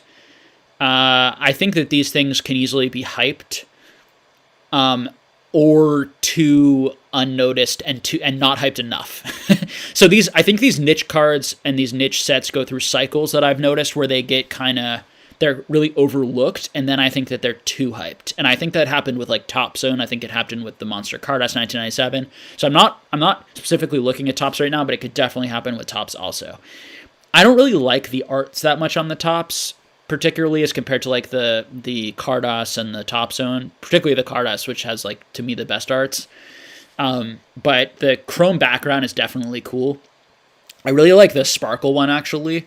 And the Techno one is cool also. And obviously the Techno is very difficult to pull. I've heard, 1 in 40 packs roughly, something like that. So my general feeling is like those cards are going to be there, with everything. And it's what I was, trying to say to people at the beginning of this hype period. It's like, you got to be careful with that hype and fear of missing out and understanding that these things go through cycles. It's always better to buy when you're, in my opinion, as a value investor, when your value assessments are there, and you're like, and it goes to exactly what Cool Trainer Tony is saying here. Cool Trainer Tony is saying, well, these boxes are going for hundreds of dollars, and the chase card in the set in like PSA 10 is going for $20. Something's wrong. Something's off here, and you're absolutely right? You're making this assessment of like, these XY cards, like the numbers don't make sense here. Now, the follow-up question on that Cool Trainer Tony is like, well, what doesn't make sense here? The box prices or the set card prices? And because a lot of people, I think, are just buying the booster boxes because they think that all sealed product always goes to the moon, and they just are sealed collectors and they want sealed product from each thing, and they don't care about the cards inside.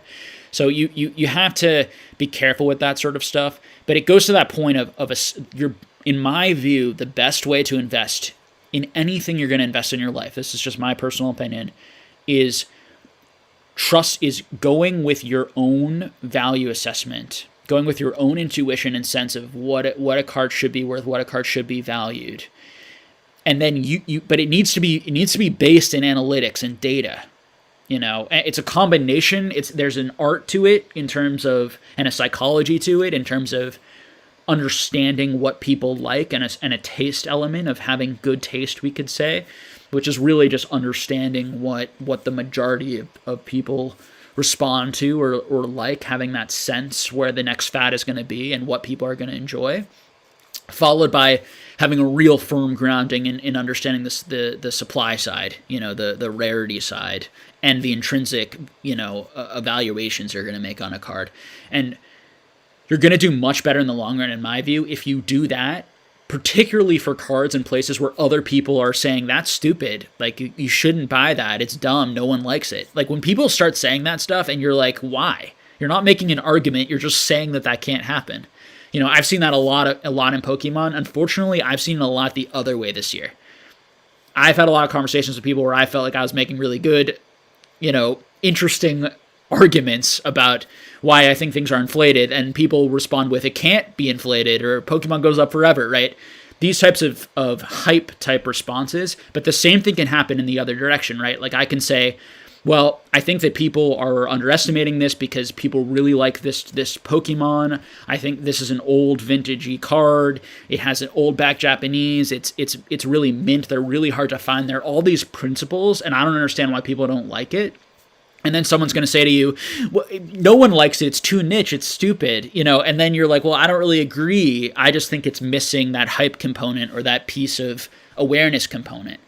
So it can happen both ways. So it's why the number one piece of advice I try to give people is learn to think critically and stand your ground. But then also, of course, be willing to acknowledge that you were wrong, or be able to change your opinion, and always be looking to learn and grow from information, but not from people like emotionally pleading or bullying you off your opinion. Because the reality is there are a lot of people in this space who have incentives to try and make you think a certain way. So they want to make you think that this should be valuable or that this shouldn't be valuable because they own a lot of the thing that's valuable and they own nothing of the thing that they're saying isn't valuable. So that's why you have to think for yourself.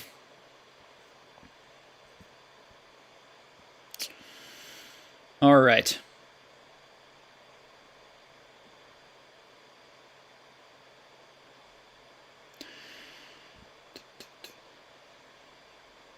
Illuminati says favorite football team, and do you play DraftKings? I did play DraftKings like the first year that it came out a little bit, and gambled some money. I lost some money gambling on that. First I won some money, and then I lost all of the money I won, which is usually what happens in gambling in general, from my experience. Particularly gambling on things like that. Poker was the one gambling that I've been successful at, and I did actually for a while intentionally to try and make money, but that's a whole nother story. But my favorite football team is the Patriots, and I almost say that unfortunately because the Patriots are just like so hateable in so many ways. But I am a Patriots fan. I'm from New England, and we had a tough year. But so did a lot of teams, and it was a very odd year with lots of people sitting out, and of course us losing our quarterback.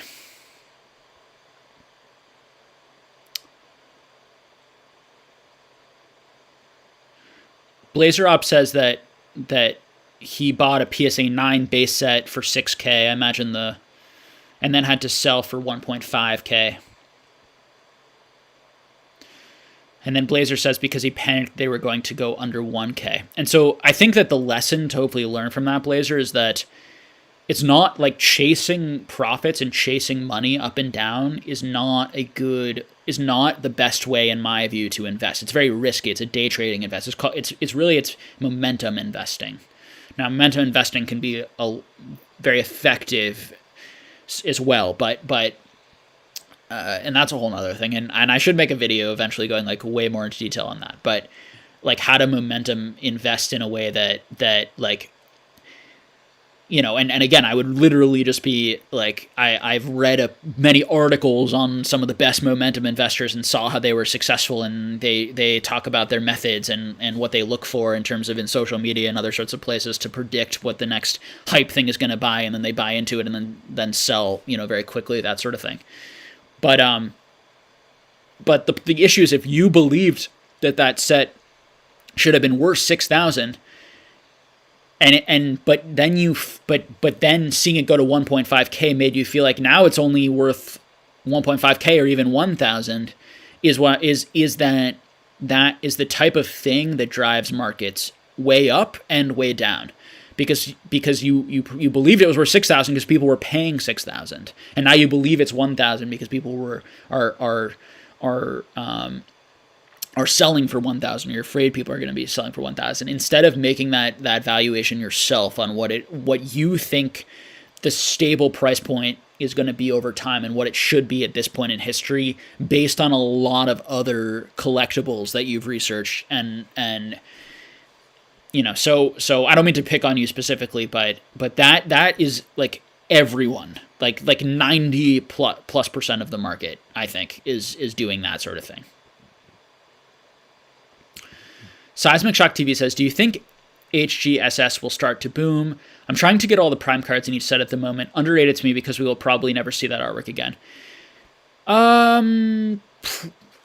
Anything's possible. I think that a lot of it is going to depend on how much supply is really out there. Because there's never been much demand, the pop reports are probably really not fleshed out at all. That being said, like the packs go for a pretty decent amount, and the pull rates are what is it? Probably 2 per box on the primes. I'm guessing they're the same pull rates on average on the level X's. They might, that might be off. Don't quote me on that.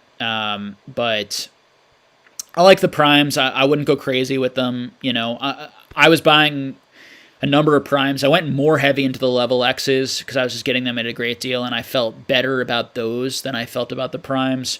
I like the art better on the level X's. me personally, and they're older. But I think that the primes and the level X's and those time periods are similar, probably in terms of the amount that was printed, maybe based on what I see. But it's super speculative, and we'll know a lot more if those do take off. We'll know a lot more in like 5 to 6 years.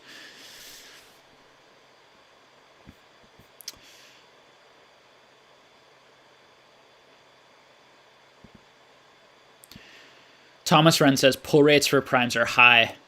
From what he remembers, they're in the reverse hollow slots. Yeah, I think it's 2 per box, but I might be wrong.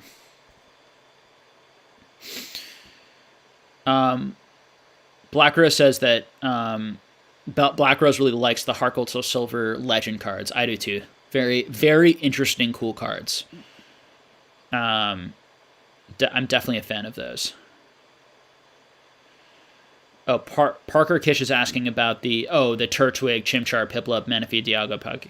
So, yeah, I own quite a few of those cards. They're fairly common, but not, like, incredibly common. I was able to get quite a bit of them a year and a half ago. I don't see them too much anymore.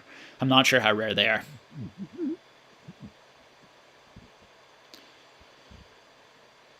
Pabmeister says primes are 1 in 7, approximately. Wow, that's a lot. If that's true, that's a lot. I was thinking it was more, 1 in 18. Wow, 1 in 7. So you get 4, 5. So you get 5 primes per box. That sounds like a lot. Really, 5 primes per box?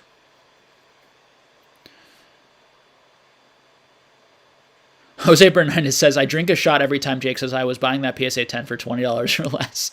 I am completely wasted every Sunday. I really do that to just illustrate, like, those were the valuations that I felt very comfortable being very bullish on these, and that's why I own so many. And I would not, at these prices, be buying that aggressively. But I probably would be buying a little bit because I love the card so much. And so I think so I was very lucky to be there, at the time that I was, and to just be very bullish on it. But if I was just joining the market today, I would probably be buying like a little bit here and there, but I definitely would not be going like super bullish.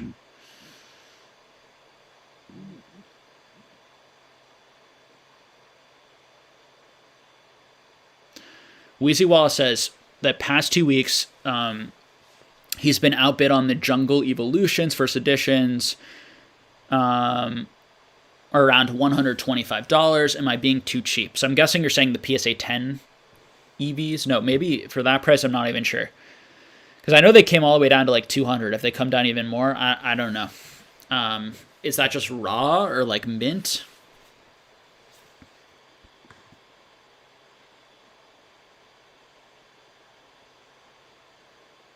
Oh, and you're saying for the evolutions. So, yes, I'm not specifically sure what you're talking about. Jolteon, Vaporeon, Flareon. You'll have to tell me more about what you mean. Kingdom Ka says, thoughts on the Illustrator card going for 300K?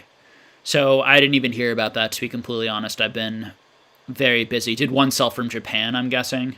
Did Pocono sell another one? I think I might have heard some chatter about something now that I'm thinking about. I'm on this Discord and I get like pop-ups that I like occasionally look at. Yeah, Kingdom Ka, if you can tell us more about that. But yeah, Pocono's been selling them and steadily raising his prices, from Yahoo Japan, for around, like, I think it was even higher he's been looking for. But I think he sold one for $250, one for around $300, one for $330, I think. That I'm kind of forgetting. Kingdom Ka says Yahoo auction. Yeah, was it Kingdom Ka, was it Pocono, I'm guessing? He has all of them.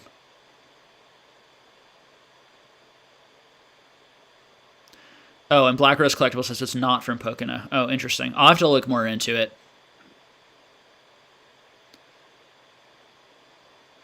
Brindley Smith says, I love your videos, man. It's nice of you to caution people because I see money being thrown around at ridiculous amounts. Yeah. So my feeling, guys, is like, If you want to be in Pokemon for the long run and really enjoy the hobby, try to be patient. Don't burn yourself out. If you buy at really high points and then the market crashes, you're going to feel terrible and you're probably going to quit the hobby. Whereas if you bought a little bit and then mitigated your risk by buying a little bit on the way down and then maybe buying quite a bit at near the bottom and then buying a little bit on the way back up, you're going to be you're going to feel much better. You're going to have a much better relationship with the hobby. It's not a place that I would be looking to make it rich, in Pokemon, unless you have quite a bit of capital. But now with PSA closed, you can't even do that. Like the stuff that I was doing where I was really like if I had just really, really pushed it, and I know people who made like $1 million just off selling promos, like flipping freaking promos,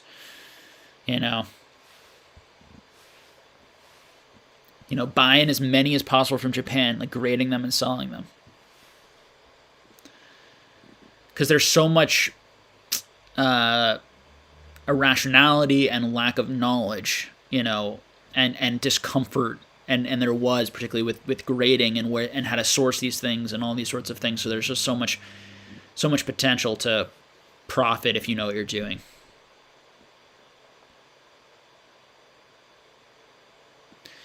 Cool Trainer Tony says, Jake, would you rather have an XY box or a PSA 10 First Edition Holo Fortress from Neo Discovery for $450 with a pop of 57? Laugh out loud, no brainer. Yeah, exactly. Much rather have the Fortress. Brinley Smith says, how long do you think inflated values from YouTuber hype Twice Baked Jake will last for these recent cards like Figure Collection Pikachu? So I don't even watch these things because I'm not interested in buying them. For me, like a lot of these modern promos, I'm expecting to pick up once they die down at some point, or I'll just never pick them up because it's crazy how much Japanese promo booster boxes and how much like the specialty sets are going for, like CP6. And I know that's not specifically your question, but like all the sets that frankly Twice Baked Jake talks about on his channel, like these are. Like you could be buying PSA 10 First Edition Neo Holos, like multiple ones for these boxes. I mean, I just don't get it. And I guess, I mean, if you really don't like vintage Pokemon and you really like those, absolutely buy those and go for it. But I don't think that's what's happening. I think people are buying those because they think it's a better investment.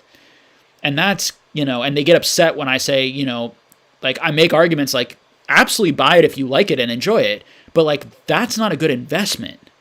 You're buying a box that's 2 years old at 10 to 15 times retail, or 25 times retail for some of these boxes. It's just crazy. Like people have made $1 million off of you. The people buying all of those from Japan and then flipping them to you are making millions of dollars off of you. And who are you going to sell to? And it's kind of a greater fool situation, to be honest, going on over there. And all that being said, right, if it's for the love and the enjoyment and they want those things and they're willing to pay those prices and they don't care if it goes down, then there's no problem and I'm in full support of it. But it's upsetting. And it is upsetting. I got pretty upset on one of his videos a while back, and I wrote a comment where I was a little irritated that he was calling something investing when I think it's like completely uninvestable, these things. And when I say uninvestable, it doesn't mean you're not going to make money on it. To me, it just means you'll make money on it if like people behave irrationally and like there's way too much risk and there's way better places to put the money when we think like in terms of value. But people listen. I mean, people are going to listen to whoever they want to listen to.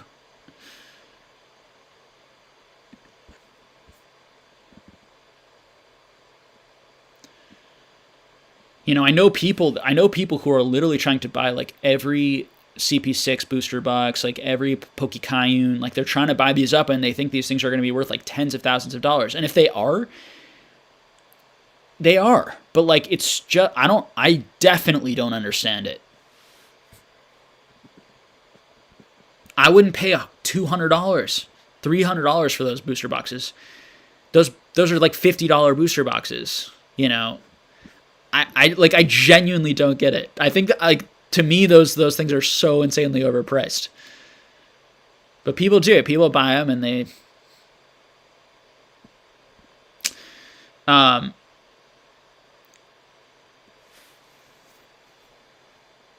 Kingdom Cost says, "What's your Grail card, Jake?" My Grail card is the. It's actually probably the. So it's the 1997 Pikachu trophy, but I actually like the 3.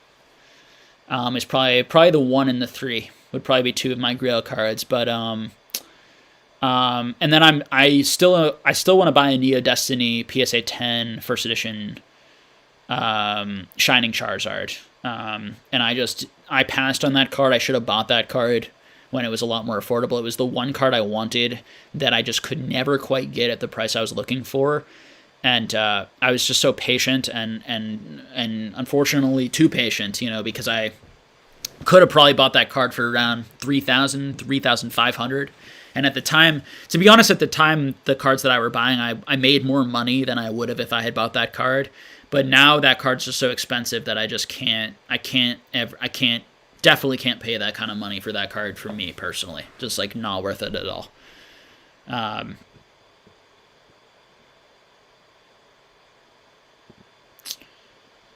Nathan Gardner says, "Who's going to be in the next interview for the channel?" So we have a lot of interviews coming up. So I'm not sure which one I'm going to release next. You'll just have to stay tuned. Okay.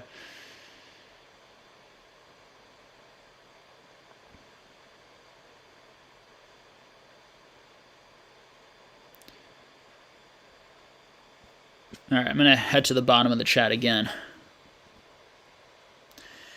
Some people saying I should interview Reserved Investments. I haven't in a while watched any of his videos, but I did watch some of his videos a while ago.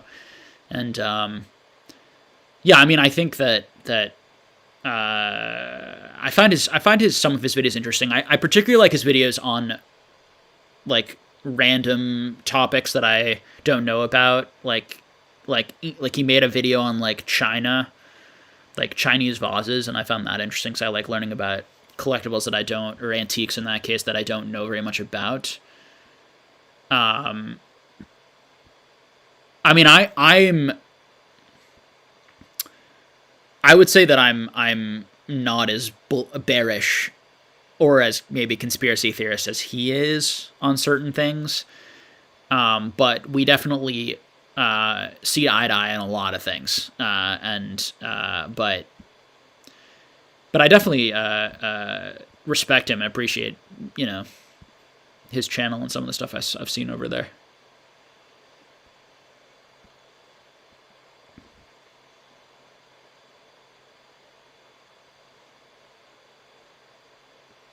Gus says, "I find it crazy that people think Logan Paul was the only person who could hype Pokemon. Logan Paul was a drop in the bucket compared to Pokemon Go." I mean, I don't know. I mean, the Pokemon Go surge was definitely smaller than the surge we saw this year in terms of like prices. It's clearly what was going on this year, though, was a lot more than Logan Paul, as prices had already gone up like 5 times before Logan Paul came in. And really, prices are back down before Logan Paul came, are back down, pre-Logan Paul, most things.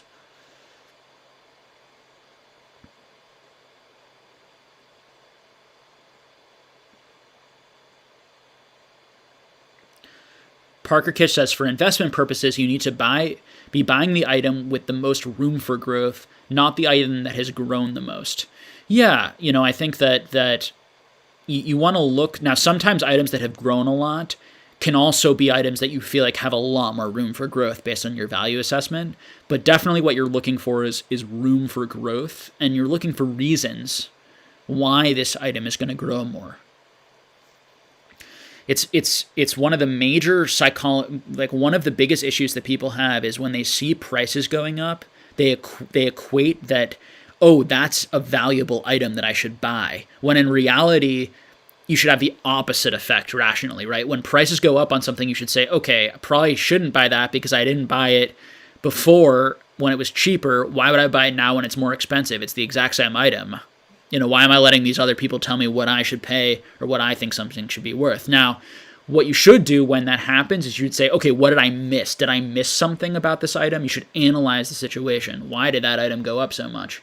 And if you come up with an analysis like, oh, it went up so much because it was actually very rare, because it was actually very popular, and I was wrong about it, and now that it went up, I'm realizing those things, and I think there's still a big amount of movement that could happen, then you should absolutely buy. Now you weren't the smart money that got in early, but you're still, early enough that you're going to make good profit.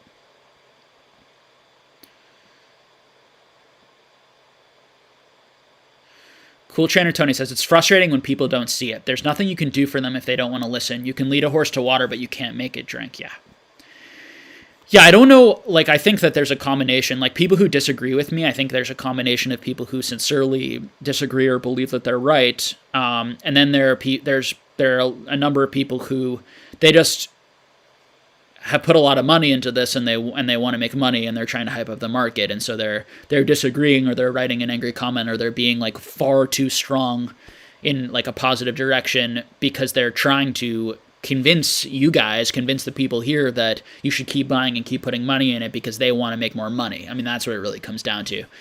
And then for other people, it's a combination of the two.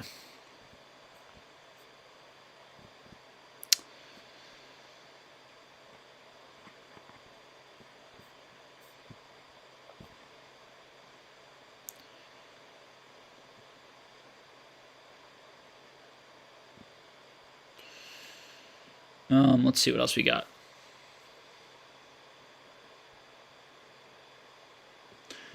So it looks like some people are talking prices. I like to see the conversations.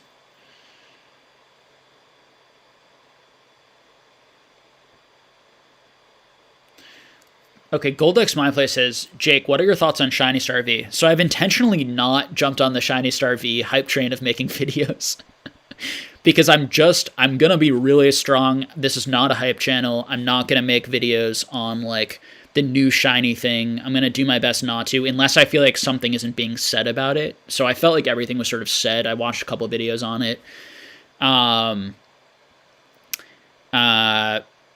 Let me see if I can add anything that other people haven't said. I mean, I think one interesting thing is that how connected are people going to be to the fact that it's not Gen 1, Gen 2 Pokemon mostly, and that it's kind of these new Pokemon. Like, how good, like, I worry that the art designs and that these Pokemon aren't that great, a lot of them.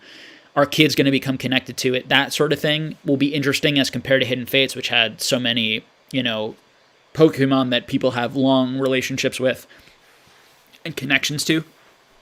So that'll be interesting to see if that affects the price over time.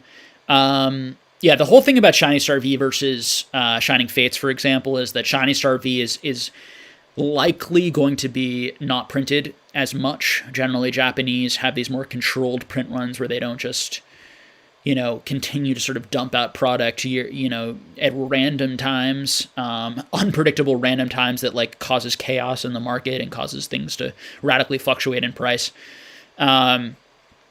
Will they, but because you can get it in English, if we look at like Shiny GX as a comparison, how expensive are the Shiny GX cards versus like the English cards? You can look at like the Shiny GX Charizard versus like the English Hidden Fates Charizard to see what happened there in terms of how much more valuable was Hidden Fates versus the Shiny GX, how much more valuable is Shining Fates going to be versus Shiny Star V. But again, the market is so rational, like it's hard, like these patterns are not very predictable right now, so you kind of just have to like stay really engaged and speculate to some degree and do your best with that stuff. CJ Dewar says, great stuff in today's chat. I'll definitely be listening to this for sure. Glad you enjoyed it. Thanks for being here and being so upbeat and supportive.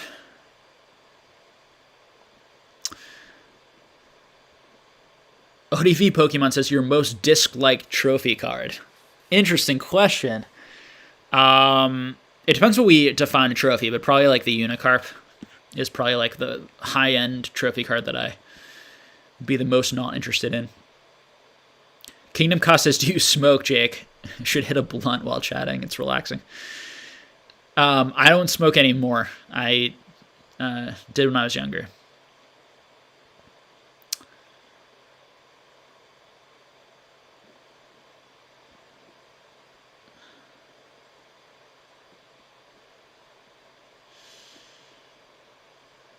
Masonberry says that he really likes Gen 8, but that it won't carry Shining Fates.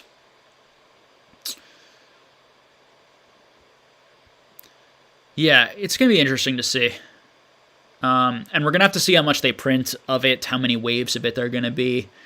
Obviously, people are like really hyped. I mean, Mason can tell you, like, anyone who made videos on anything Shining Fates, you're going to get lots of views on your channel, which, I like to go to Mason's. It's not a hype channel, but I like to go to hype channels to see what their most viewed videos are as a way to tell what probably are going to be the most, hyped bot products and what people are also trying to hype up. And, I would sell into that hype, right? I would buy at retail and sell into the hype of those sorts of things. I think that's your safest bet.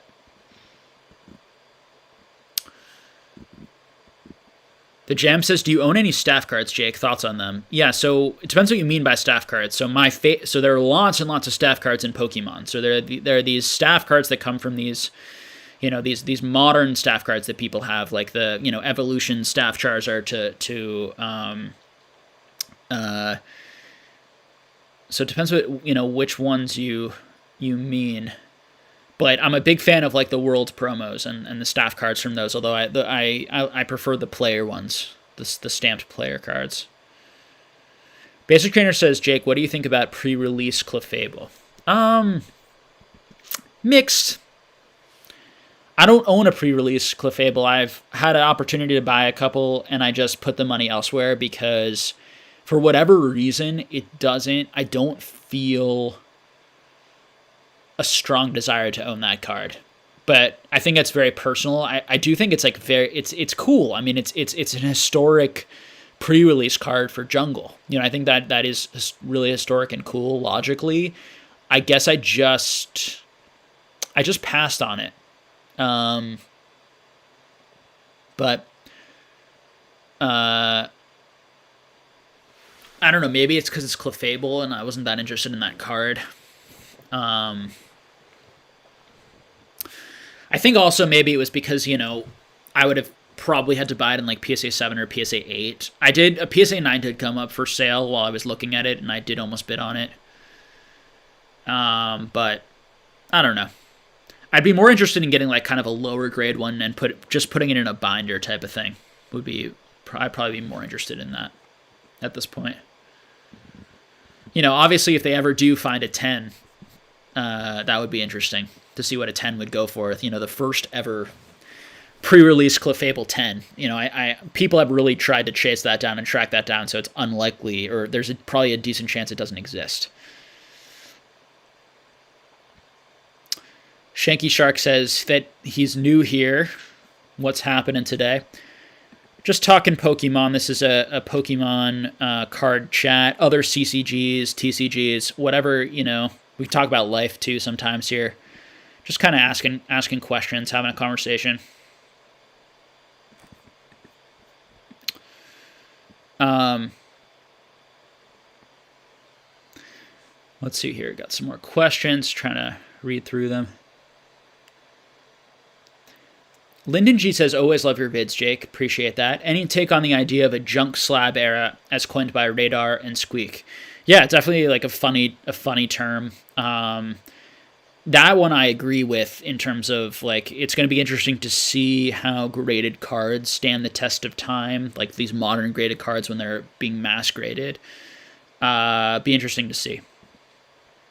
I don't know. The big points are going to be that even if there are a ton of them, they may not hit the market all at once because PSA is so backed up, so it may not destroy the market, at least initially. You might have a decent window to kind of sell into the hype. Ace of Kiwi asks, hey Jake, what do you think about the English Premium Trainers XY collection box? I don't really see it much, and many cards inside look awesome. Yeah, I think it's a really fun thing to buy. I'm not sure. I have no idea what price it is right now, but it's a cool thing to buy as a collector because you get a lot of full arts from it, and I think the full arts look really cool. So I think as a collector, it's a great product. I don't think it's as an investment, it's wouldn't be something I'd be going after for investment personally. But if you could get it for like a reasonable amount and you like the cards inside, it's cool because it gives you those like guaranteed right hits. You get all those cool full art promos. I think it had like, I want to say it had like 12 full art promos, or like 8 to 12 full art promos in it, which is pretty cool. Shanky Shark says he pulled a Shining Zard in my first pack and sold it for 620.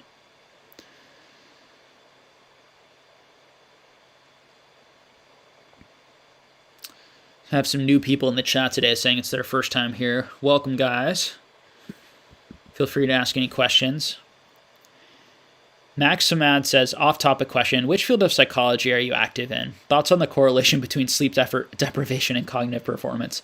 So, you know what? I think that it might be fun to do, and tell me what you guys think, but it might be nice to also talk a little just bit about life, about philosophy, about psychology, about other things going on in the world sometimes in these conversations. Let me know what you guys think about that. What I was thinking about is maybe some weeks we would do that, or we would do like the first hour and a half would be Pokemon, and then we do like 30 minutes of that. What?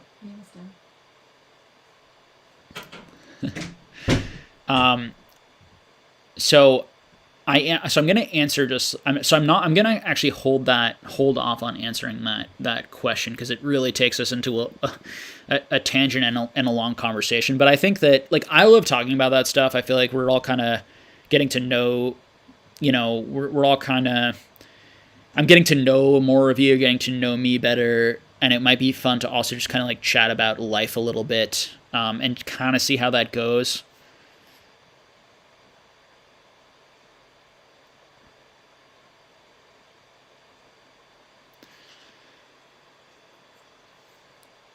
So people are liking that. Yeah, so I think we'll probably do that, because